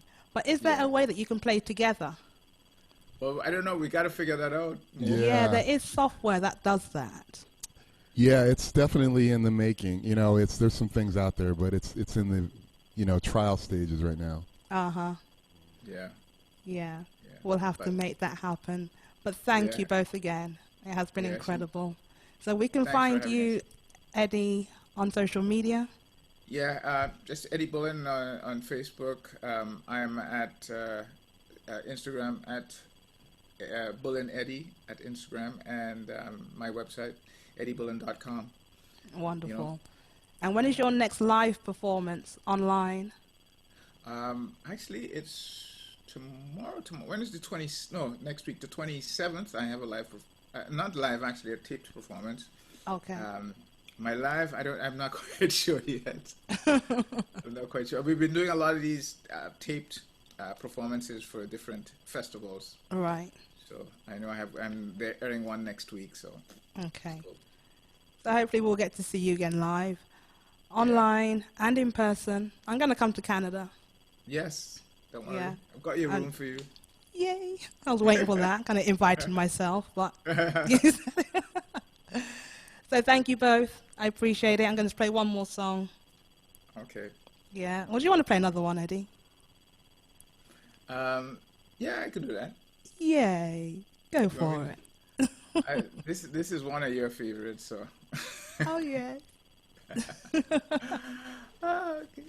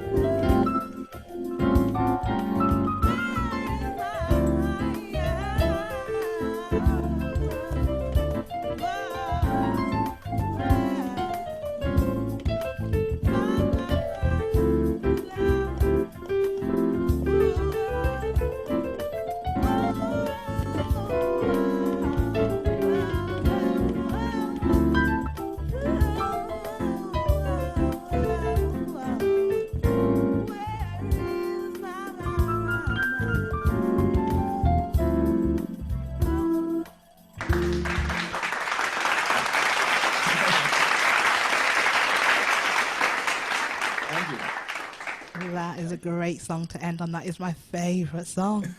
Thank you so much. You're most welcome. So everybody, thank you for coming. It has been phenomenal, absolutely phenomenal. And I hope you got some new fans as a result of this. I really do. I think I do. Yeah. Thanks to you. You Thanks for deserve to be having at number one. me. Yeah, you do. Yeah, So everybody, thank you. Eddie, have a fantastic day. I will. Yeah. You know, you still got quite a few of the hours left in your day. We're all about to go to bed now. I know. And thank you, everybody, for your wonderful messages. You're amazing. So, yeah, I'll be back in 2 weeks. Okay. Yeah. All right. Bye. I'm going to play one more song. As you can all disappear, or you can stay on for a little bit.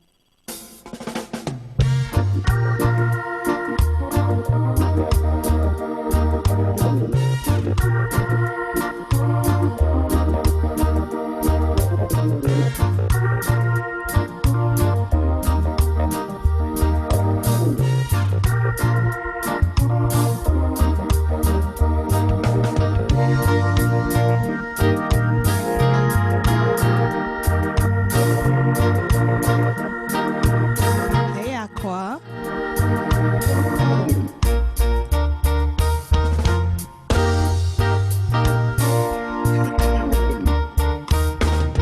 Freddie G. How you doing?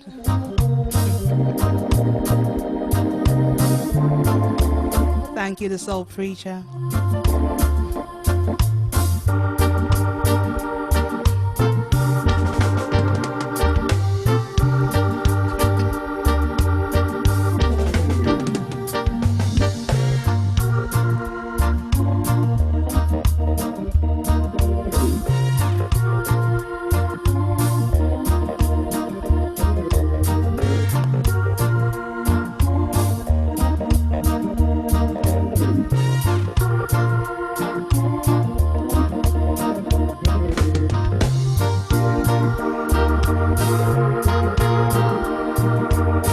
Okay, you can all unmute yourselves now.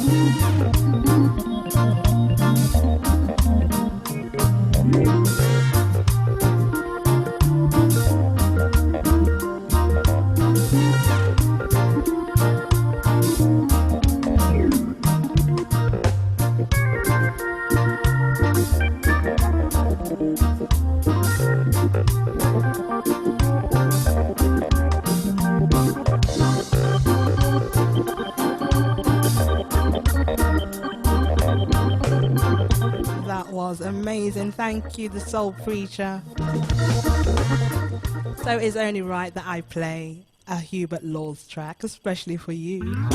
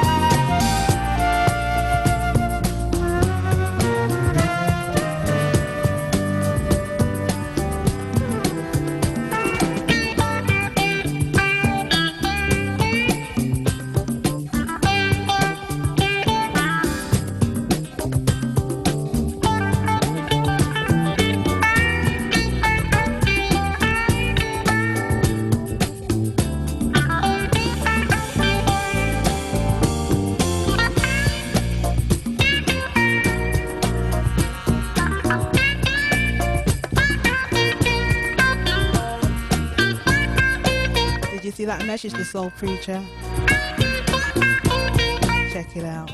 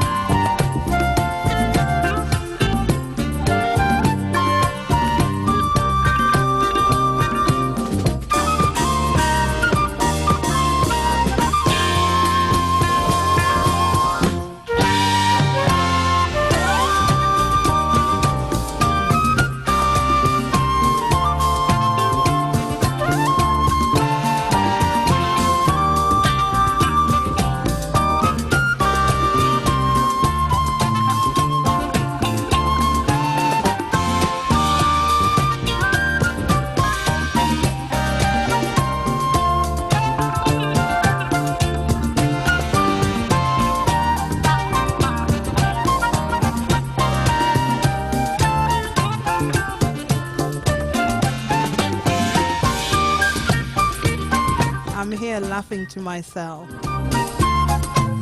The Soul Preacher has held up this album already. He did actually send me this track to play. But I wanted to show you my version, but that means me lifting up the iPad. It's not quite the same, is it?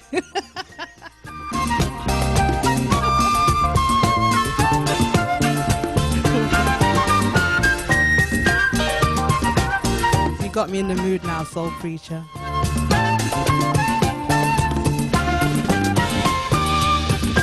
There you go, that's the one.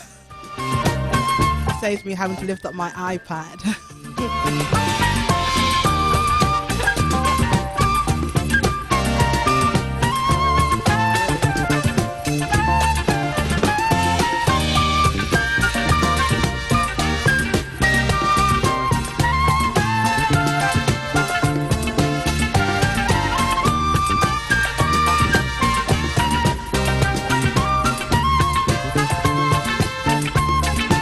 And Justin, did you have a good time? Did you enjoy that?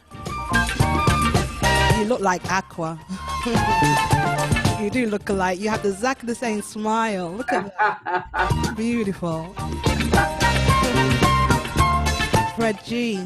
Do you want to say hi to us all? Yeah, I can't hear you. Is your microphone on?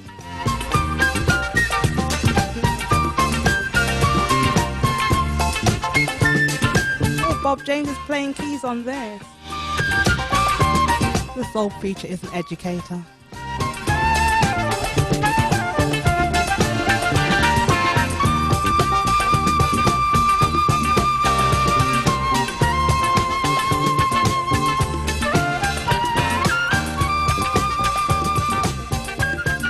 Any sound now, Fred G? No sound. That's a shame. I wanted to say hi to you. He's a smooth jazz DJ also out there in the States. So it's so nice that he is here with us today. Right, this is my last one. Another one sent to me by the soul preacher. Oh yeah. He looked at me one day, chased my blues away, chased my blues away with his sweet smile.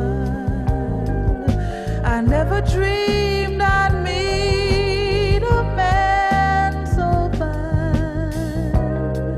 There was something in his style, Mr. Magic. Where have you gone, Mr. Magic? You turn me on.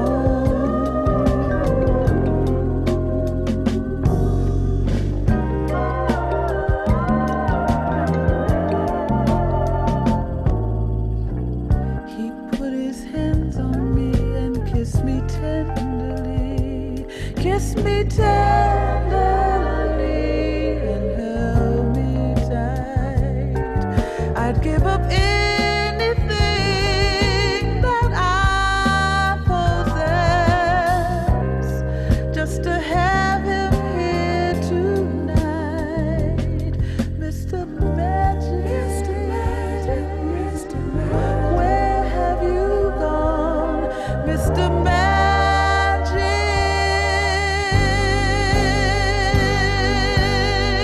Ooh, you turn me on.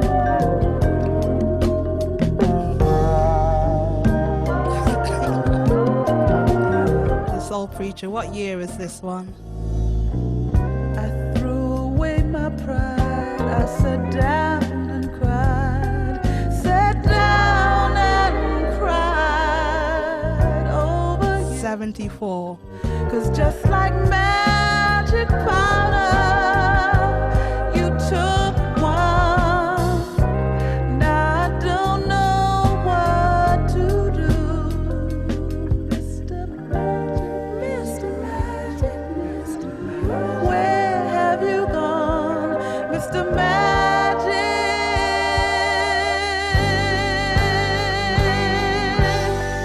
Ooh, you turn me on.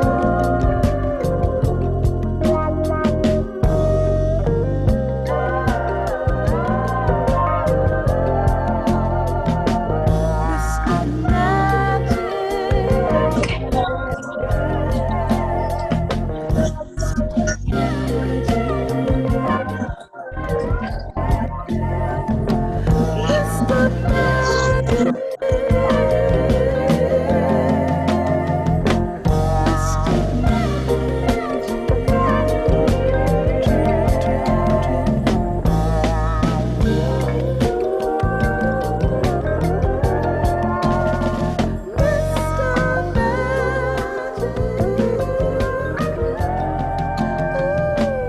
The soul preacher does a fantastic show on Mixcloud Live now and again. And he does give you the great history behind these fantastic songs. You can see his room right there. You know he knows a lot about music. Show us, let's see.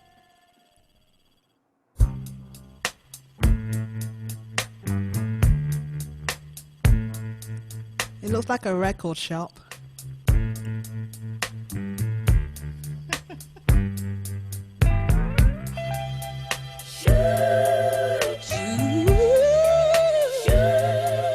that beautiful? I'm coming to Germany real soon. And he's an artist as well. That I'm too young to let you know just where I'm coming from. Oh, but you will see. And we actually met via Mixcloud Live My love is sure on the 13th of May. living in a world. And here's the man behind my flyers. Everybody around He sing. designed those for me. He's amazing. I've never even met in person. My man, I like the kinds of ways we have our fun. His loving ways send me on and on. Yeah, with my man, people out there can understand. I'm giving him something he can feel. To let him know my love. Did you do that? I'm giving him A man of many talents. Yes, I am made to let you know my love is real. So much love for us to see, so much hope for material things. Are they only in my dreams? Why? So I write this song for you. Prove that real things do come true. Tell me what it means. I wanna know, babe. We're living in a world of ghetto life. Everybody around seems so uptight. Nothing's wrong. It's alright. I like the kinds of ways we have our fun. His loving ways sends me on and on. Did you sign it for Fantasia? Can you understand? Giving him something he can feel. I sure want you to have it, baby. And let you know my love is real. Giving him something he can feel. I want you to know my love. Yeah, yeah, yeah. Giving him something he can feel. Can you feel it? Can you feel it? Ooh, baby, I love. Giving him something he can feel. Let me give you what you really need, baby. Giving him something he can feel. Can you feel it? Can you feel it? Feel it? Feel it? Feel it? Something he can feel. Ooh, we feel it, baby. Giving him something he can feel. I like the title to that, Running Out of Fools. Giving him something he can feel. Feel it, baby. Feel it, baby. Yeah, feel it, baby. Feel it. You really know my love is real. Yeah, every day, baby.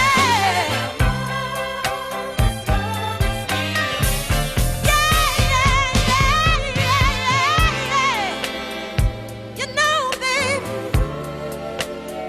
I just can't get enough of your funky stuff. No, no. Oh, baby, you make it so good. You turn a woman around. Yes, you will. And I want to run it and tell it all my time. Living in a world of ghetto life. Everybody around. Oscar Peterson. Nothing's wrong. It's alright. My man. I like the kind of way we have our fun. Ooh, his loving ways send me on and on. Yeah, but my man, people out there, can you understand? I love their such good condition.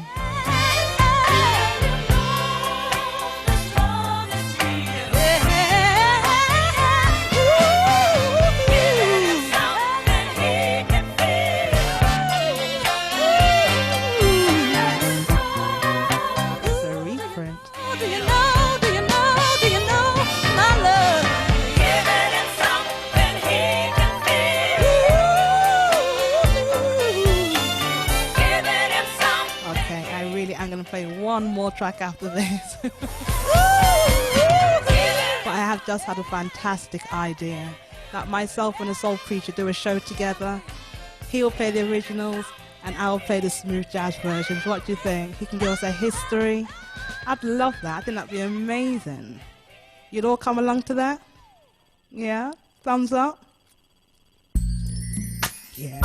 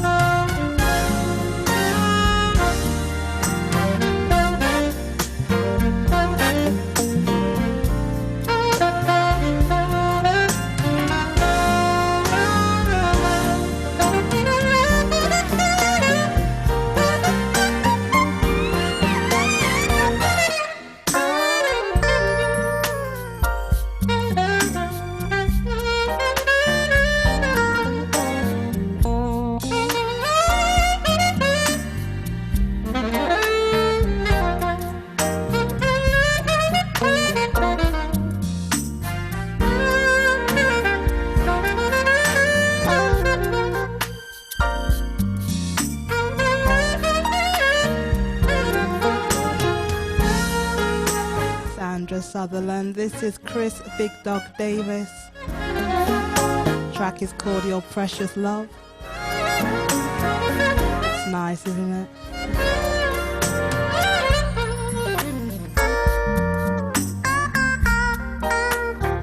You're welcome.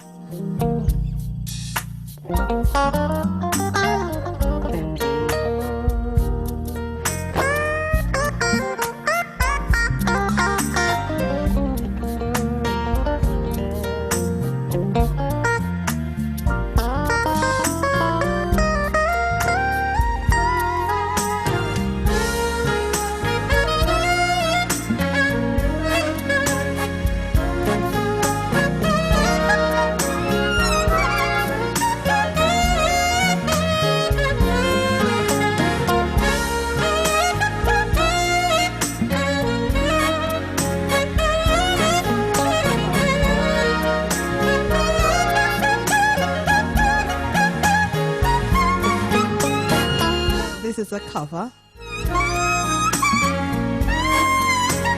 I thought it was just similar to the Aretha track.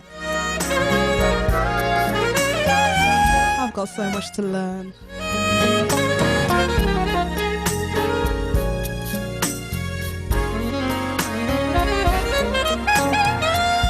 thank you all again for coming along to the Smooth Jazz Lounge. It has been wonderful. I have thoroughly enjoyed it. Freddie G, is your mic working yet? Yes, it is. Hey, How you doing, DJ? Oh, I'm Real very good. well, thank you. Whereabouts are you in the world? We are in Lexington, Kentucky. Lexington, Kentucky. Yeah, The And you Point, are Smooth Jazz Internet DJ. Radio. Yeah, The Point, Smooth Jazz Internet Radio. Smooth Jazz Internet Radio. You hear that voice? Oh, yeah. That was made for smooth jazz. It is wonderful to have you along, but we are going to be ending real soon. But I just want to say a big thank you for being Good, there. thank you. Thank you for having us. We really enjoyed this. Really enjoyed it. Glad you did. Have you ever heard of Eddie Bullen before? Oh, yeah. Yeah, you very have? much. Oh, yes. Oh, yeah. brilliant. That's why I had to come on. Oh. Eddie Bolin is all that. Yeah, he is. Oh, fantastic. And Mo Pleasure as well. Oh, Pleasure goes way back. Oh, my gosh. Yeah. But thank you, everybody.